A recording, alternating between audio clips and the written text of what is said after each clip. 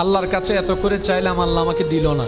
কিন্তু একবারও নিজেকে প্রশ্ন বলি নাই, করি নাই যে কতবার হাইয়া আলাস সালাহ বলে আল্লাহ তো আমাকে ডেকেছেন, আমি আল্লাহর ডাকে সাড়াও দিই নাই।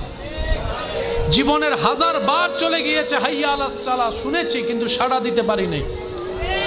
কতবার আল্লাহ পাক বলেছে বান্দা আমাকে ডাক, আমি তো ডাকিনি। বান্দা এটা কর, আমি তো করিনি। বান্দা এইভাবে চল, আমি তো চলিনি।